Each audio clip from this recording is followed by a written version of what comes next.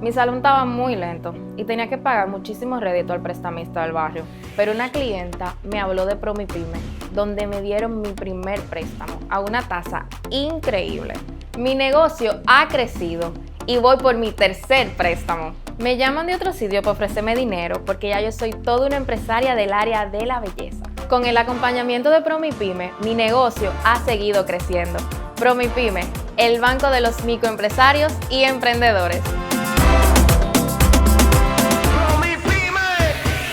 Dale, crece conmigo, ahí está.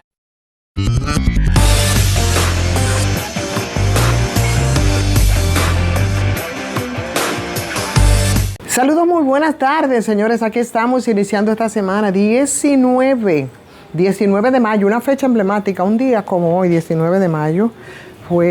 cayó el coronel Fernández Domínguez, una figura trascendente, emblemática en todo ese proceso que vivió la República Dominicana, 1965, 1963, vuelta a la constitucionalidad y toda esa refriega que a partir del derrocamiento al profesor Juan Bosch se produjo aquí en este país. Yo creo que es una fecha que hay que recordar, que se pone bastante distante, ¿no?, en la memoria de los ciudadanos y ciudadanas, sobre todo a los de esta generación, que eso que es historia, una historia reciente, porque eso es historia reciente, pues las referencias, señores, son bastante pocas y yo creo que esos acontecimientos históricos tienen que estar presentes en la memoria de los ciudadanos dominicanos. Sí, señor, Rafael Tomás Fernández Domínguez, que llegó a ostentar el cargo de director de la Academia Militar, su jefe de las Fuerzas Armadas, y por supuesto el 18 de septiembre de 1974, que fue su nacimiento, al 19 de mayo de 1965, que es cuando este militar dominicano que formó parte de todo ese liderazgo nacional antes y durante la guerra de República Dominicana y la revolución de 1965. Así es que a tomar nota, generaciones, a tomar nota, porque tenemos que saber y recordar que el coronel del Ejército Nacional, Fernández Domínguez, considerado como un inspirador militar en todo ese proceso de la insurrección armada que estalló 24 de abril de 1965 contra el triunvirato presidido en ese momento por Donald Reed Cabral. Así es que a Rafael Fernández Domínguez, Rafael Tomás Fernández Domínguez. Noticias, no hay tantas informaciones en el día de hoy. Sí, hace un par de semanas, señores, ustedes recuerdan que aquí hubo un cargamento más grande de marihuana. Decían que se había incautado, se había agarrado aquí en el país. Eso fue ahí en el puerto de Jaina. No hubo que esperar mucho para que este cargamento fuera superado y esta vez agarraron un tanquero, nada más que y nada menos que un tanquero ahí en la frontera, ahí en Pedernales, con casi 5,000 libras de marihuana y 11 paquetes de cocaína para completar, con lo que la verdad nosotros seguimos, como escenario, tú sabes, por la posición, supongo yo, de República Dominicana para el tema del tráfico. Y mira, a propósito de esa información, pues qué bueno, porque me sirve de referencia para algo que ocurrió aquí en el país en el fin de semana, me parece que fue el sábado, señores, la muerte precisamente de 5 personas ahí en Loma de Cabrera. Eso es en la provincia de Dajabón, ¿verdad? Pertenece a Loma de Cabrera, a Dajabón. 5 personas muertas, 2 heridas, una gravemente, vinculadas al tema del microtráfico, al tema de las drogas. La verdad es que es un tema bastante escandaloso, que pocos se han ruborizado respecto a él, pero yo creo que tratándose de la comunidad en la que fue incautada esa droga, yo creo que es como para que nosotros nos preocupemos y nos ruboricemos, ¿no?, frente a un hecho que a mí me parece trascendente, y sobre todo porque muchos se preguntan, y con no poca razón, señores, que cómo es posible que en una comunidad tan pequeña se movieran tantos puntos de drogas como parte de lo que implica todo el tema del microtráfico, sin que las autoridades locales se dieran cuenta. Y eso simplemente nos extrapola a nosotros a los casos del narcotráfico, no solamente del macro, sino del microtráfico y cómo opera aquí en República Dominicana. De eso nosotros hemos hablado en muchas ocasiones, porque uno no sabe qué es peor. Si ese macrotráfico que se utiliza y que usa el país y esta isla como puente, que se despliega por los grandes mercados, no solo europeos, sino norteamericanos, ¿sí? O ese microtráfico en el que interactúan también en los grandes casos de droga, las complicidades que se dan dentro de los organismos que son los que están llamados a perseguir un flagelo como ese, en el que, vaya, por esa posición privilegiada que nosotros tenemos y que a mediados del siglo pasado la posición geográfica de República Dominicana era utilizada, pero era utilizada, señores, para reforzar la economía con todo el tema de las exportaciones a través de nuestros puertos que ahora son utilizados, pero para el tráfico de droga. Y eso, si lo vinculamos con lo que ocurrió también como información durante el fin de semana en una barbería, que no es solo barbería, dicen las autoridades, sino que también actúa como otros negocios, ahí en La Romana, en el que un coronel entró y de manera muy intempestiva, bueno, pues fue atropellante, según dice el dueño de la barbería, que tendremos que escuchar, por supuesto, las otras versiones. Nos hace recordar precisamente,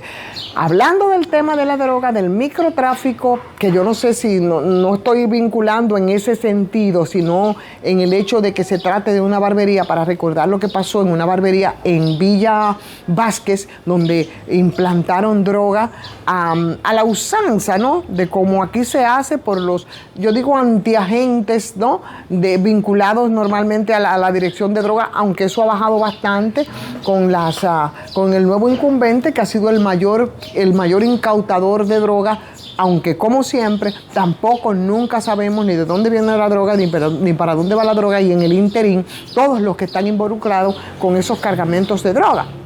Pero sí sabemos lo que pasa con el tema del microtráfico, sabemos cómo se asocian incluso muchas autoridades y chantajean y obligan y extorsionan y cobran peaje y hasta castigan con la pena de muerte a jóvenes que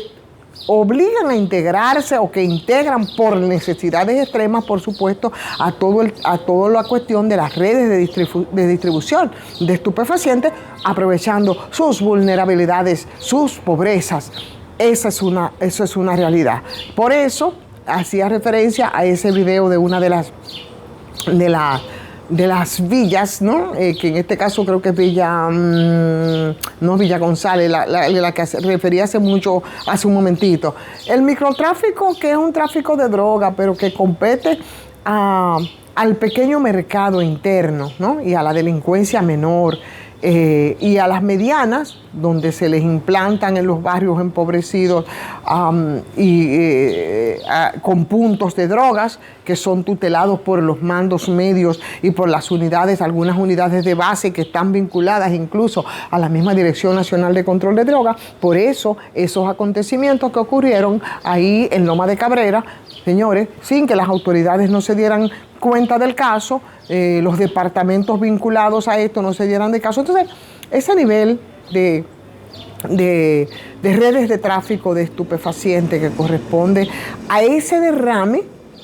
que sale de los beneficios de un negocio que es muy superior, porque tú dirás, bueno, pero ¿de dónde viene la droga que aquí se utiliza como el tema en el microtráfico? Bueno, corresponde a lo que se desprende del gran negocio que es el macrotráfico y que incluye las operaciones de los grandes carteles que son protegidas desde el poder establecido y por supuesto, el lavado de dinero sucio,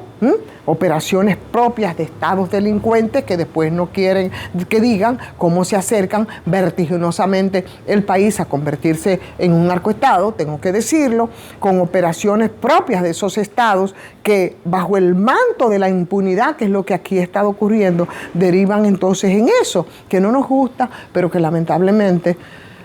cuando no se ponen controles, pues por ahí es que nos vamos enrumbando a los narcoestados. Y el caso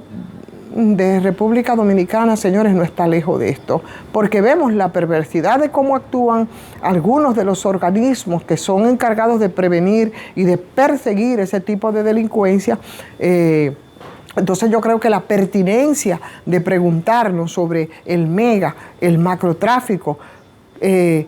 cómo se ubican, dónde se ubica, cómo operan en esa asociación con figuras poderosas en todos los ámbitos del país, que no solo el poder político, sino que en muchos casos involucra al poder empresarial, al poder militar y, por supuesto, en primera línea, al poder político. Entonces, ese macrotráfico, que es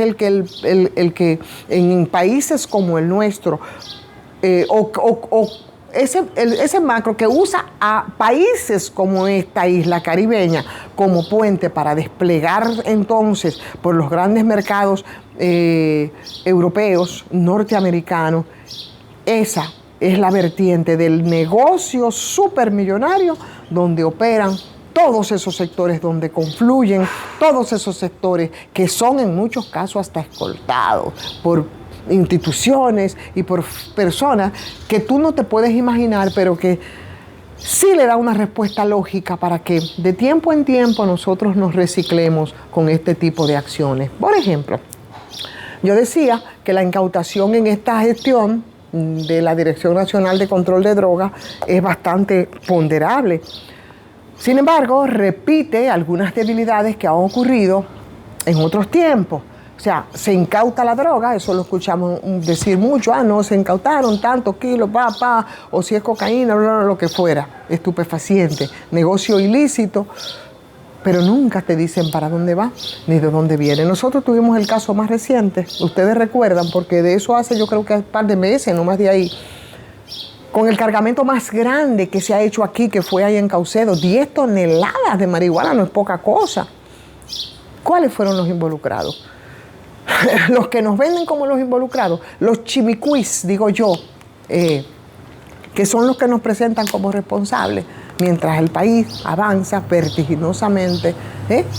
a reciclarse cada vez más en esta desgracia que es el negocio del macrotráfico y el impacto que tiene en el microtráfico en nuestras comunidades, en las más empobrecidas. Por eso,